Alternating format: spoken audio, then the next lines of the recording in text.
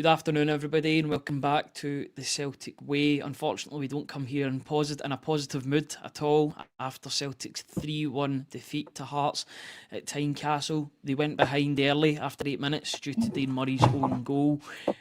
They came back 4 minutes later through Callum McGregor and Celtic had chances to take the lead in the first half, notably from Benjamin Negron, whose shot was saved by Swallow. Into the second half, Alexandros Kazaridis scored to make it 2-1. That was in the 52nd minute before Dane Murray took down Claudio Braga in the box away from goal.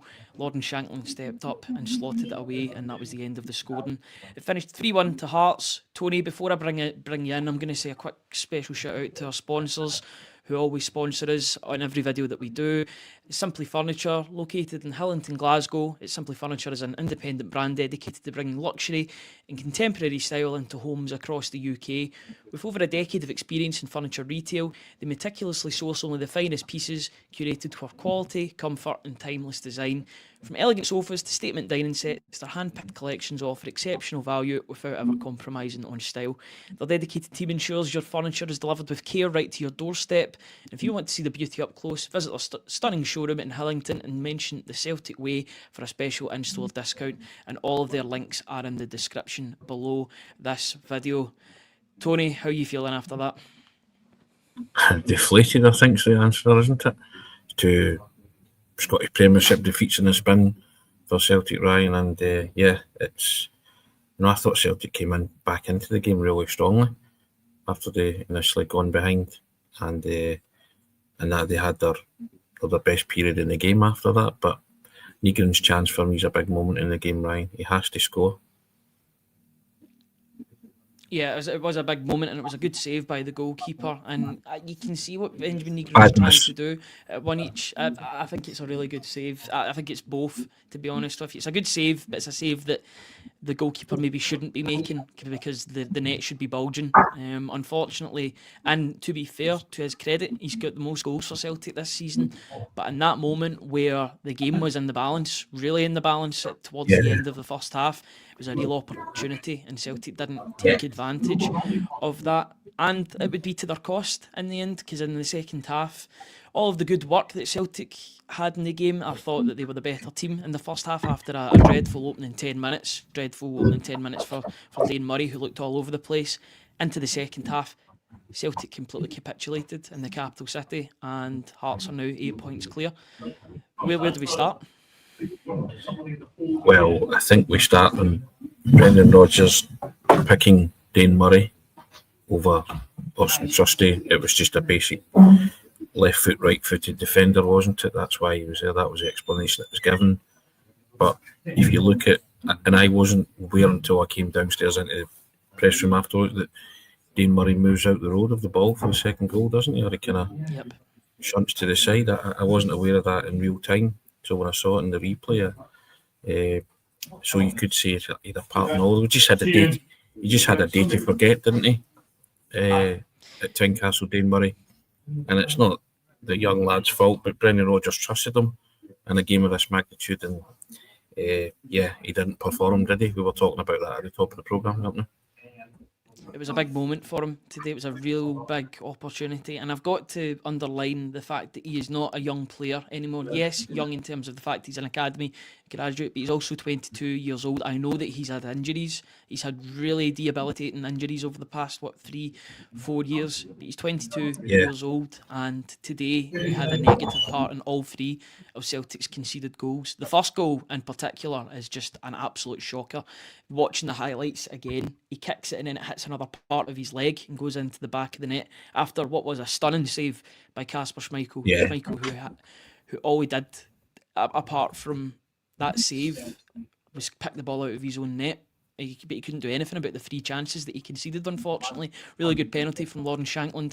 Good finish from Kazaridis, who was the best player in the park today, was the danger man. We talked about him before the game, and that turned out to be the case.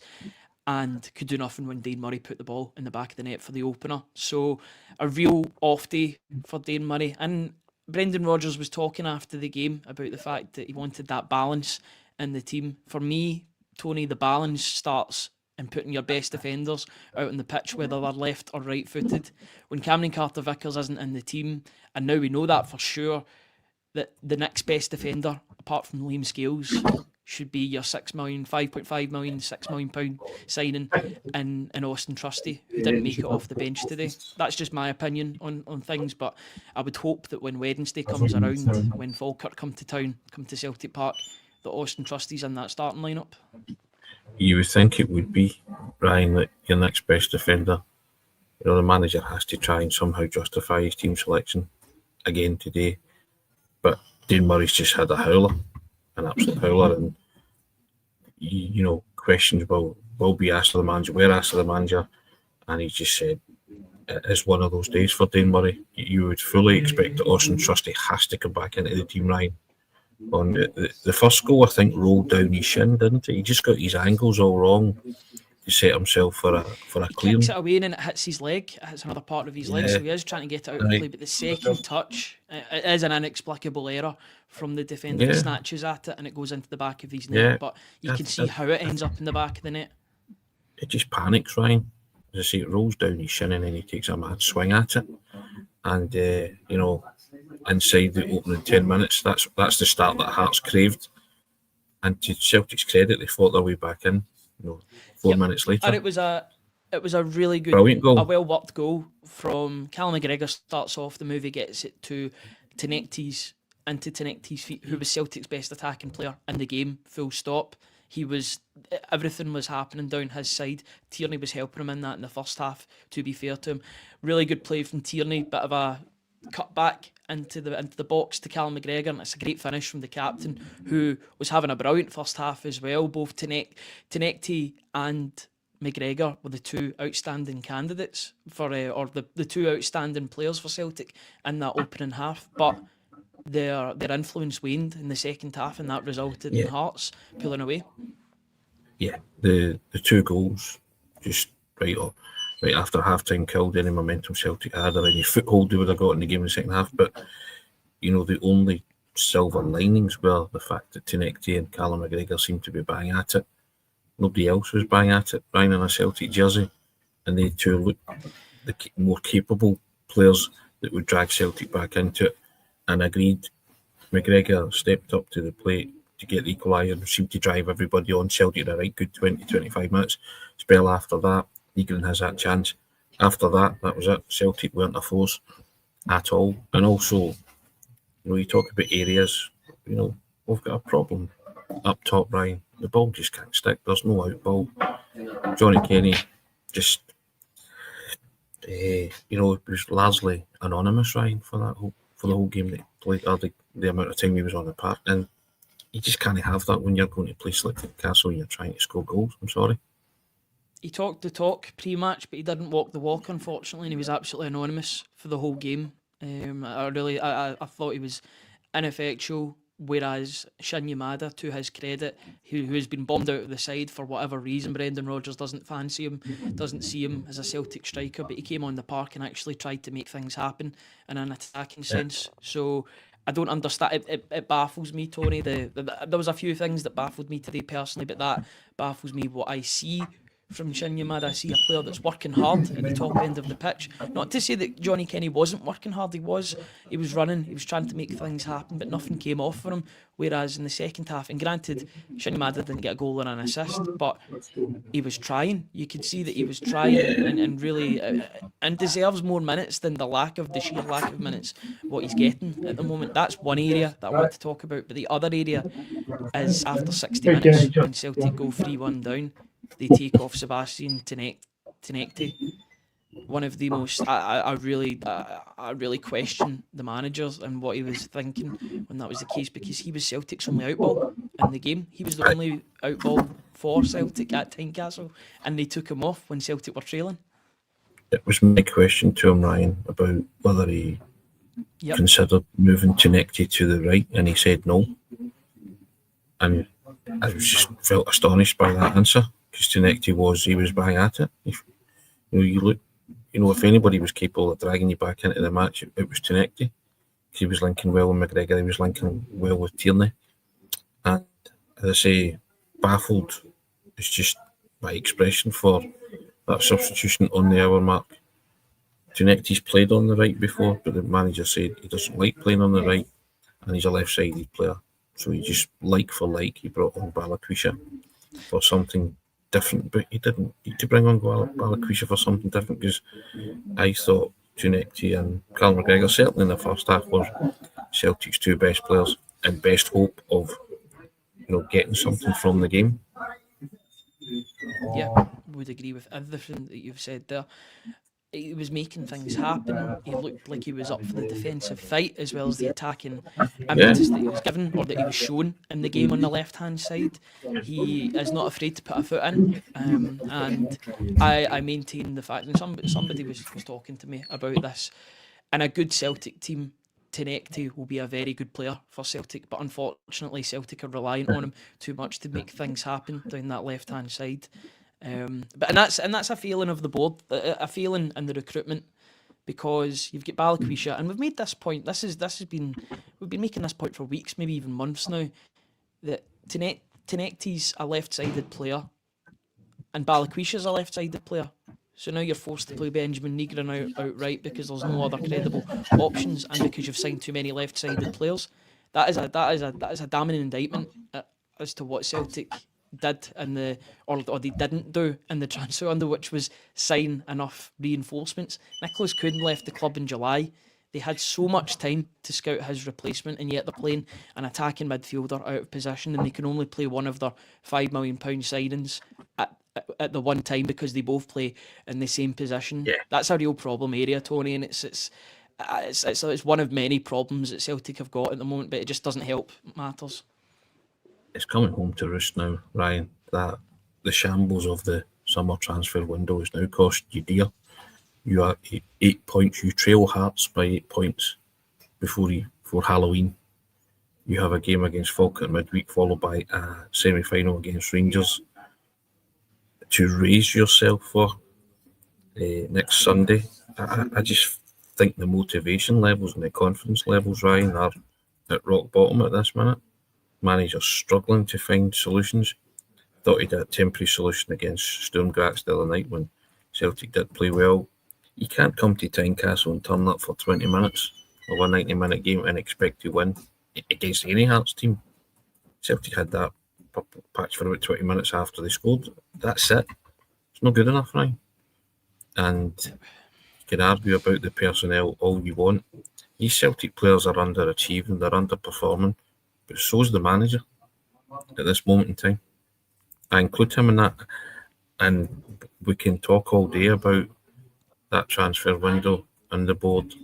They have really hung the manager out to dry here, and some of his decision making and the personnel that he's picking for these teams is maybe a warning shot to them to say, this is what you've left me with, this is what you've done to this team.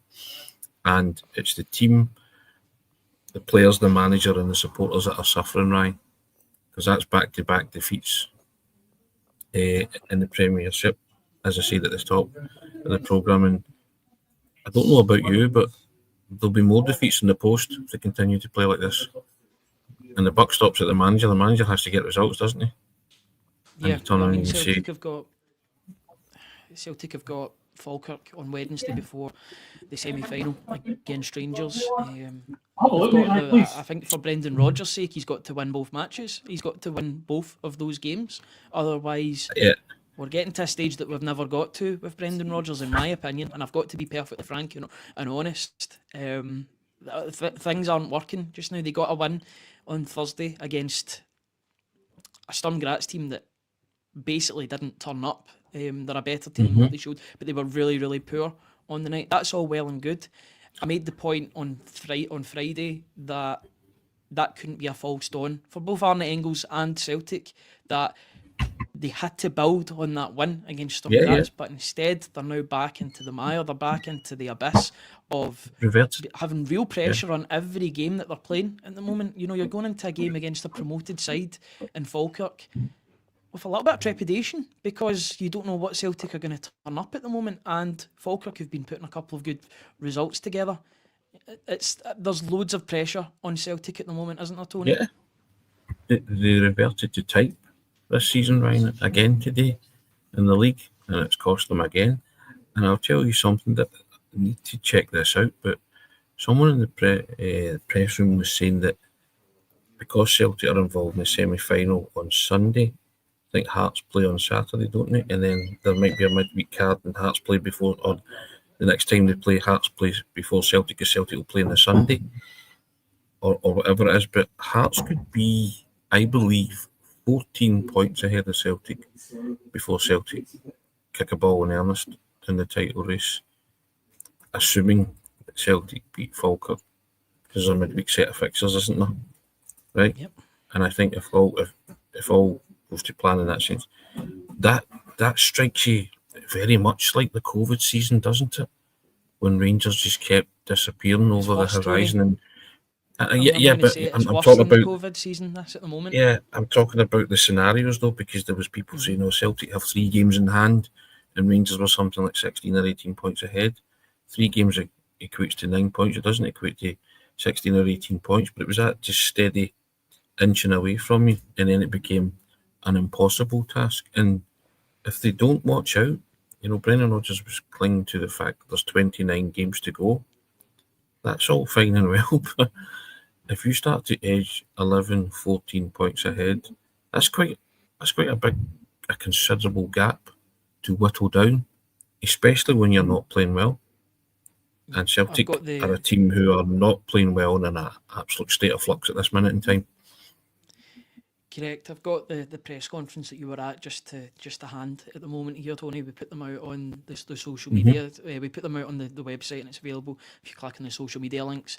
He was saying a disappointing result in performance overall, really. 2 different styles of play, 2 teams not creating so much.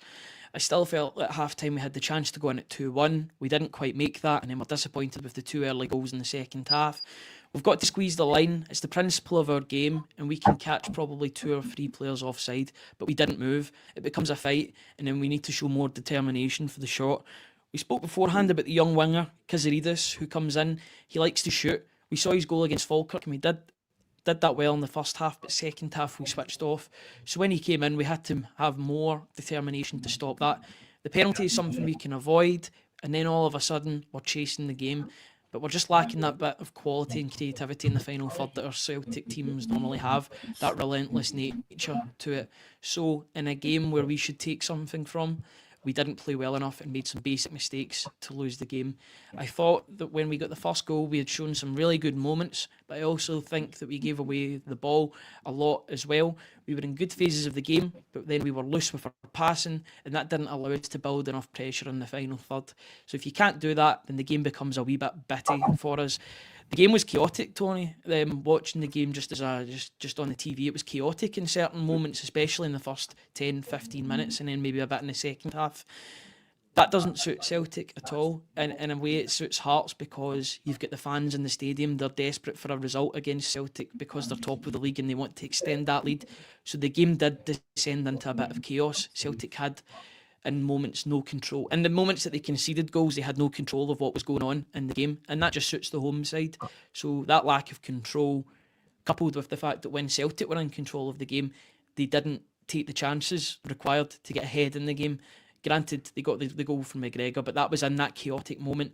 But on the other side of things, in that moment between the McGregor goal and half-time, where they had the lion's share of possession, where they were actually making things happen from midfield to attack, they didn't take those chances, and that was the reason why Celtic ultimately lost the game today, wasn't it? Yeah, without a doubt. And also, I just feel as if I'm hearing the same stuff from Brendan weekly now. Yep. We're not creative enough in the final third. It's on me to find the answers. He's not finding the answers, Ryan. Whatever he's doing and the players are doing, it's not working. And as I said last week on the pod after the Dundee game, he's paid a lot of money to come up with the answers. And a lot of what's been produced from the Celtic players this season is on the manager. He's not able to get a tune out of these players. Yep, their confidence seems short, it seems low. When they got back into the game against Hearts so early, I thought, okay, they had a decent spell. But when they went 2-1 down, I had no confidence in them coming back from that, and it was further compounded by Dane Murray's needless, lazy leg out against Claudio Braga. That just took the game away from them.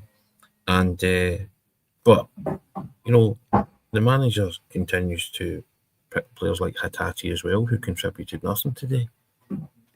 I know, yeah, there you go. And for me, that's, you'll see you're doing the same things over and over again. This is the same game that the Celtic supporters have been forced to endure over and over again, bar a 20-minute spell where they looked like the better team and were the better team. But I say to you, I didn't base it on any forum, and I thought Celtic would, raise a gallop today. They didn't. The hope was they would raise a gallop, but they didn't.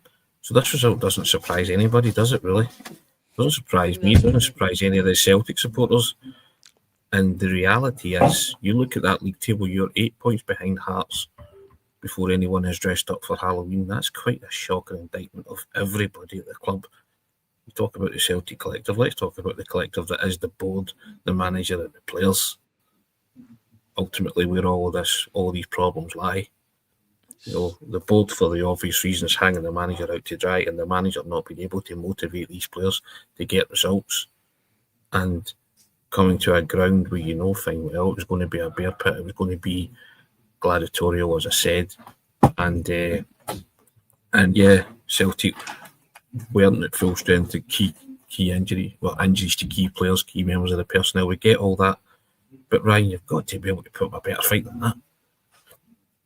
There was no fight. There was a 20-minute spell in the game where Celtic looked dangerous, but what did they have to show for it? Absolutely nothing. They worked the goalkeeper a couple of times. Benjamin Egram worked the goalkeeper, though he should be putting the ball in the back of the net. Some good passing play, but their crossing was letting them down. In some moments, they got themselves into great areas. I remember, in particular, Rio Hatate put a ball into the box and it went wide. And it was a really good opportunity. And it was an opportunity where he had loads of time to think about what he was doing.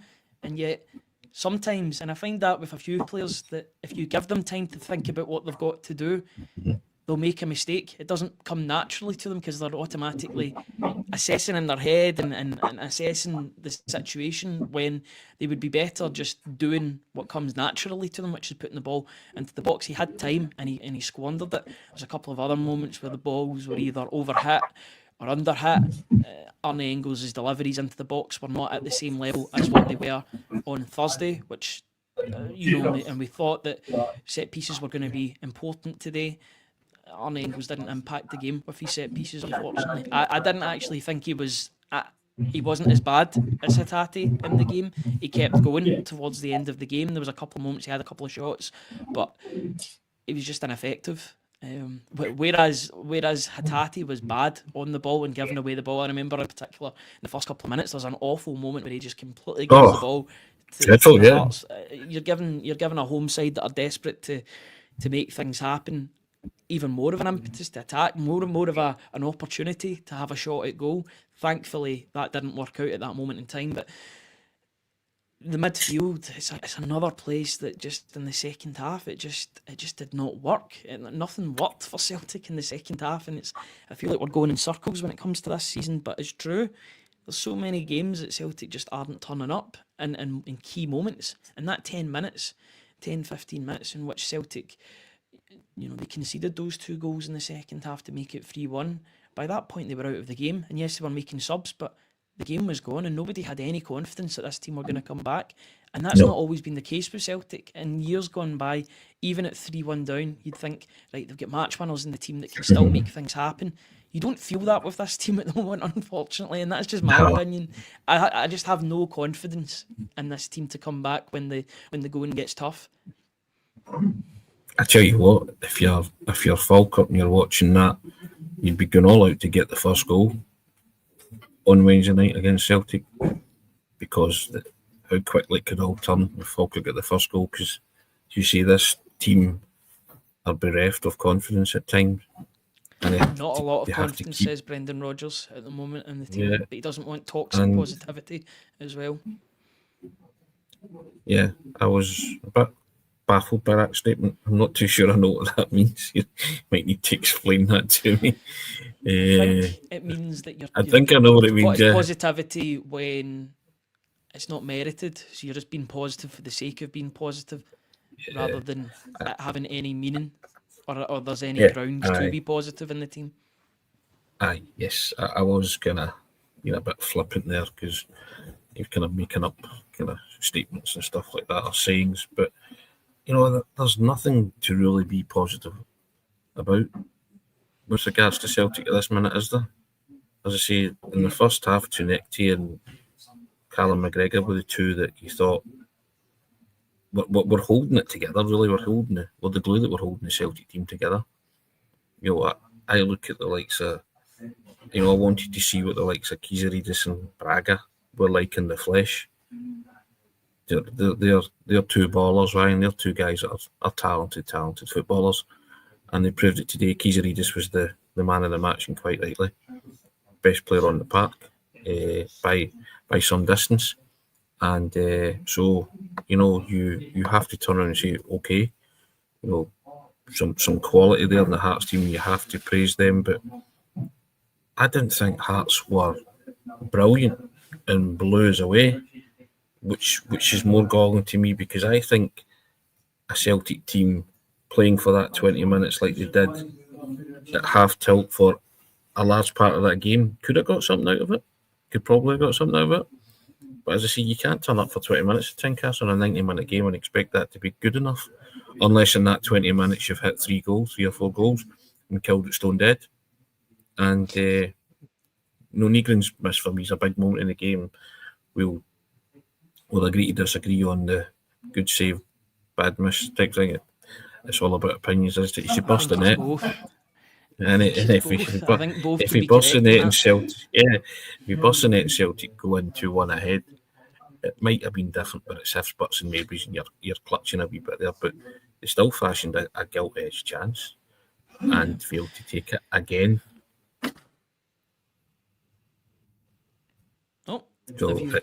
Sorry, I thought you were adding more to that point at the end. Sorry. I'll come back in. And there was one positive that came from Brendan Rodgers' press conference. I mean, you can read the whole thing. It's on the Celtic Way website at the very top. There was one positive where he said that Dyson Maeda's back in training tomorrow. Alistair and Kelechi, that's Johnson and Iheanacho, are probably not as serious as we thus thought, but I'm not sure they'll make Wednesday, so they'll definitely be a few weeks. So just reading between the lines there, you would say that those two will not make Wednesday night, especially if he's coming out and saying he's not sure they'll make it, but they'll be out for a few weeks. And the hits just keep on coming, Ryan. Yeah, the hits just keep on coming, don't they? So it's. But despite Dyson Maeda's current situation at Celtic, he's still a better option on the right than Benjamin Negron at the moment. So that is a plus going into the Falkirk game. Potentially, he's fit and available for that. You'll need to see how he gets through training, but it is a positive. It was always going to be a must-win, but now there's even more pressure on Celtic at home against Falkirk to really bring out a good result. I think it just shows you the kind of threadbare nature of the squad, Ryan, that Dyson Maeda, who hasn't been firing on all cylinders and who popped a bit of flack earlier this season for his performances, everybody's desperate for him to come back, because there is just nothing happening in an attacking sense at Celtic, Ryan. And we keep saying it, we keep waiting for it, Ryan. It's still not arrived. We need sparked into life, both domestically and abroad. Something has to give at some point. If not, then how long can you persevere with a manager not getting results? And listen, if you're 8 points clear of Hearts, never mind Rangers, if you're 8 points behind Hearts, it doesn't read well at all if you're a Celtic manager, regardless of the recruitment in the summer. And the recruitment in the summer was shoddy, but it still doesn't, there's certain levels that you need to get to as a Celtic manager and a Celtic team, and Celtic aren't there. And what Brendan Rodgers was saying, he's feeling absolutely fine. His determination is pretty much there. I've never worked harder in all my time here. So the motivation is there to try and flip the levels that we're at. It's absolutely fine. It's still so early. I think that's the key point in it all. Hearts have made a fantastic start and got the points on the board. There's so much football to play, and we just have to hang in there at this moment, find those performances, find the results, and hopefully our levels will improve as the season goes on. What do you make of those comments, Tony? He said the same on Friday, Ryan, didn't he? That he's never been more motivated to fix this. And then he says we need to find the performances and find the results. It's his job, alongside the players, to get those performances and get those results. And at this moment in time, neither of them are doing anything of the sort.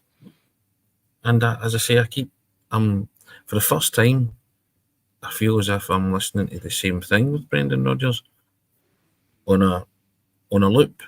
And I don't know if a lot of people talk about the third season syndrome and all that, but I don't know if the message amongst the players as well has gone stale, or Brendan is just, he knows his fate, that he will possibly be leaving the club in the summer.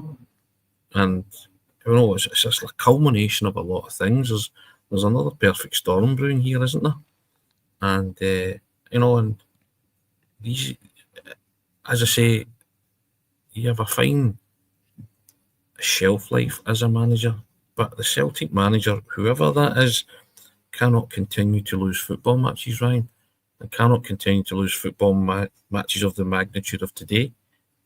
Next big test comes against Rangers in the semi-final at Hampden next Sunday. If he loses that pressure cooker's just going to intensify. And anything dropped on Wednesday night to Falkirk or a subpar performance, that people will be sharper in the knives now, Ryan. He did say himself he's here 3 years unless he gets emptied. Be careful what you wish for, because there's a real kind of turning towards Brendan now in terms of the tactics, in terms of his personnel. And I know he's down to the bare bones, and Celtic are bereft of some quality footballers, but I get back to it. The manager and the players are underperforming and underachieving. With the quality they have, they should still be getting results, Ryan, are able to get results, and that's a huge, huge worry for me moving forward.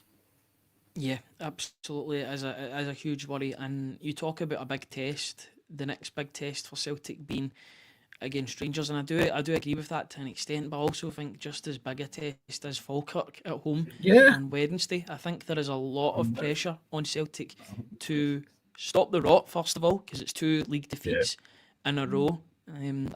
Three defeats in a row would be inconceivable, but not unsurprising, unfortunately, given the way that Celtic are playing at the moment. And John McGlynn will be up for it. John McGlynn's promoted side will be up for it. They'll be feeling good about themselves. They get a late winner yesterday against Dundee, and they've been putting good results together. They'll be up for that game, but we'll be previewing that game more in the coming days. It's just a very weird situation to be in with Brendan Rodgers at the moment. It's not a situation that we're entirely used to. Yes, we've had little blips along the way across these 2 spells as Celtic manager, but I don't believe that it's ever been this bad when you take the whole everything that encompasses Celtic at the moment, both on and off the pitch, from the recruitment in the summer to getting put out the Champions League to being 8 points behind Hearts before Halloween, for the off-field protests, for the statement after the transfer window shut, the results, individual results as well, drawing to Hibs at home, losing to Hearts, drawing against Rangers, a poor Rangers side at Ibrox, losing to Dundee. When you add all of this together, it really is quite a negative football club at the moment, but there's reasons for it. It's not as if there's negativity for the sake of it. There's not people just moaning for the sake of it. Celtic are a club in crisis at the moment, and they need to get out of this crisis very, very quickly. And I don't want to sugarcoat anything, but Celtic are in a crisis point at the moment, and they need to get themselves out of it before it becomes unsalvageable. It's an indictment on everybody, Ryan. Let's be honest. I talked about it as well. We are in a malaise. Let's not kid ourselves. Celtic are in a malaise. The win the other night peopled over certain cracks, but there's something keep saying it, there's something rotten in the state of Denmark at this minute with regards to Celtic.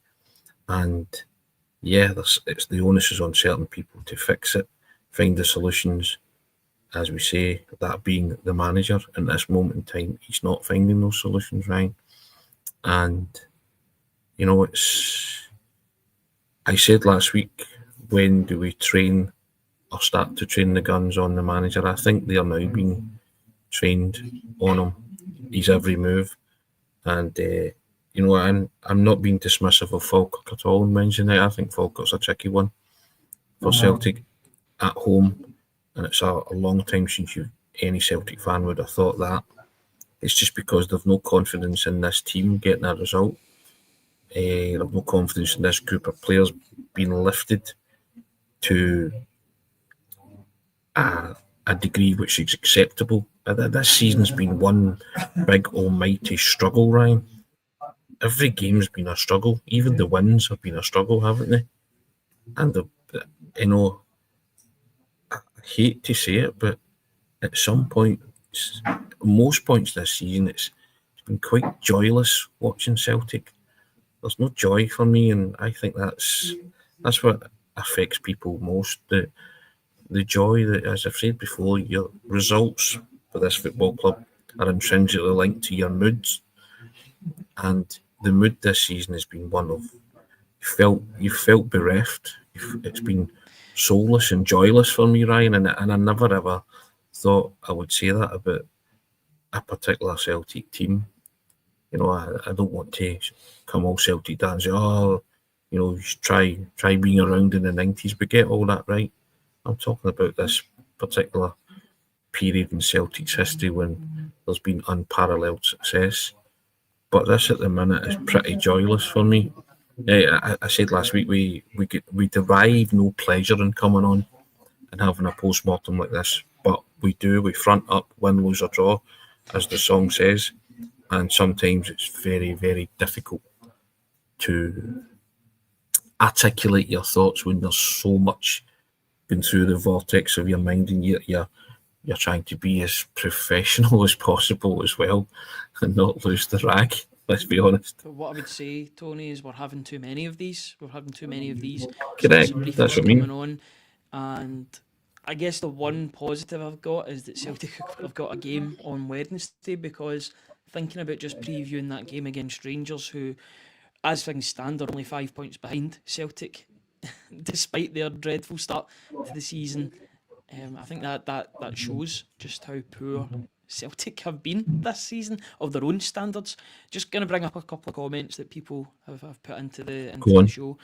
We've got a challenge. That's it. Thought that's what everybody wanted. We do want challenges in the Scottish Premiership, but Celtic aren't putting up a challenge. It's Hearts that don't have a challenge this season. Never mind Celtic.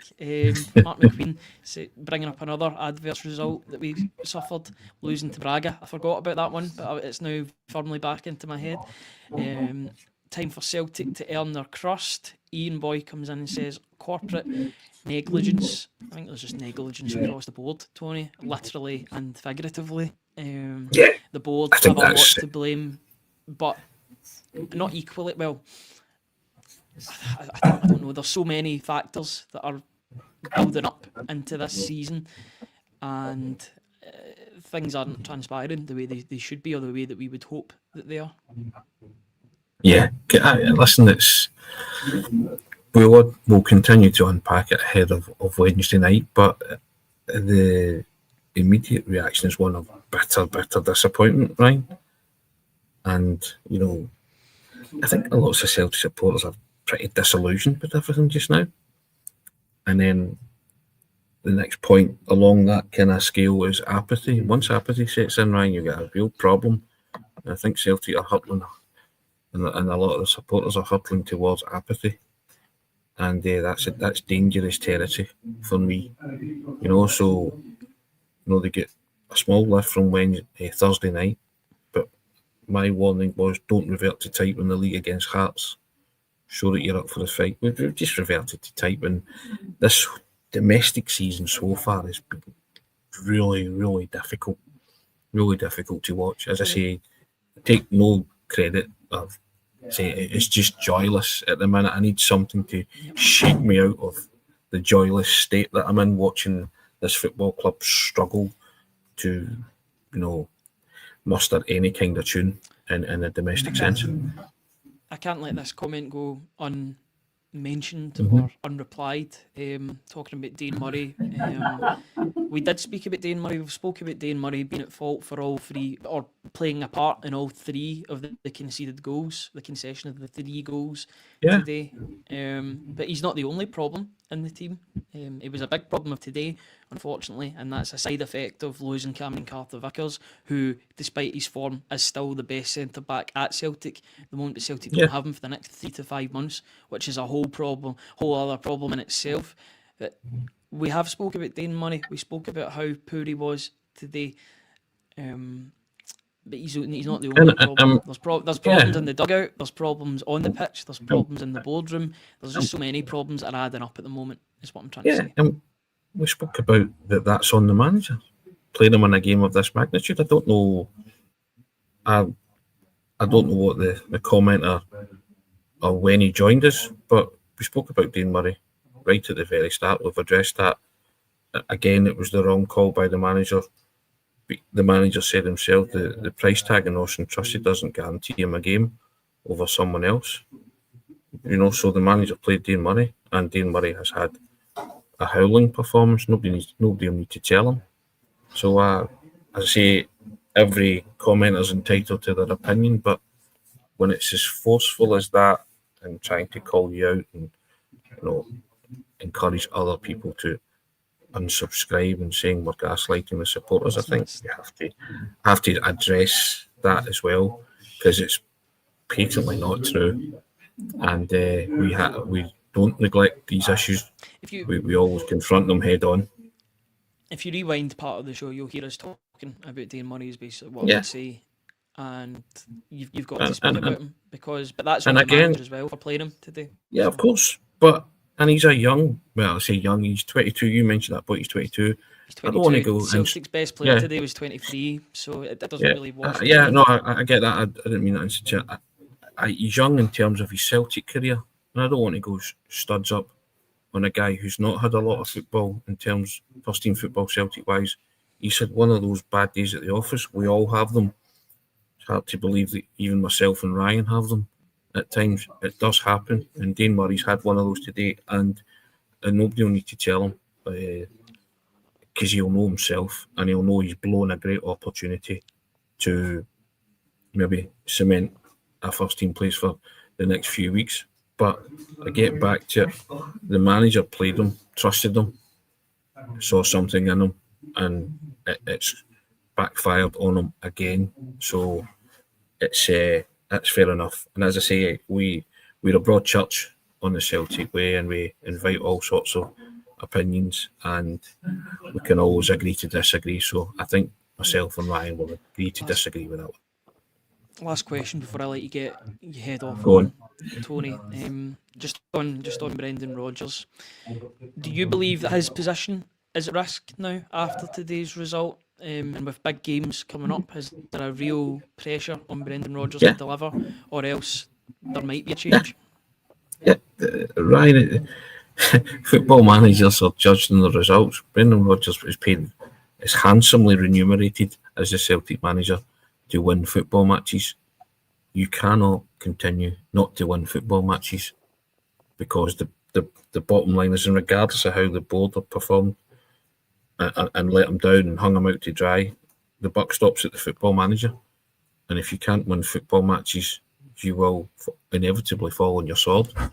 So the pressure cooker is building towards Brendan Rodgers, and when somebody like me is saying that, then you know that it's building, because I've been quite an avid supporter of Brendan Rodgers since he came back. I've went out on a limb sometimes with regards to the manager. So yeah, it's time for me now to see the elite level manager that I speak about, Brendan Rodgers, in certain things. But the elitist level thing that he can do for Celtic right now is to start winning football matches, Ryan. If you can't do that, it doesn't matter what level you're at, elite level or not, you're going to fall on your sword. And he will be emptied before his 3 years are up. And if Celtic can't get a result on Wednesday night, that disgruntlement it'll rise to a crescendo, Ryan, and especially if it continues against Rangers at Hampden. And what is patently obvious, Ryan, before I go, is if you're a Celtic supporter, you're not looking forward to either of those two matches, Wednesday night against Falkirk, and certainly not next Sunday against Rangers at Hampden. Nope. Another happy Sunday watching Celtic. Unfortunately, 2 Sundays in a row now. Celtic have lost in the Scottish Premiership. Yeah. That's two defeats in the league now.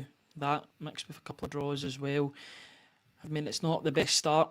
We're at the 26th of October and Celtic find themselves 8 points behind the league leaders, who are not Rangers, they're Hearts. They're 3 points. They're only 3 points ahead of Hibs as things stand, and only 5 points ahead of Rangers. So there is pressure on the manager. There's pressure on everybody, the players, the manager, the board, everybody else. And it's the supporters that have to watch it and unfortunately have to bear it at the moment. Tony, thank you very much for joining me today. I appreciate you and all the effort that you've put in today, both with speaking to the manager, your instant analysis, as well as some other stuff coming up in the coming day or so.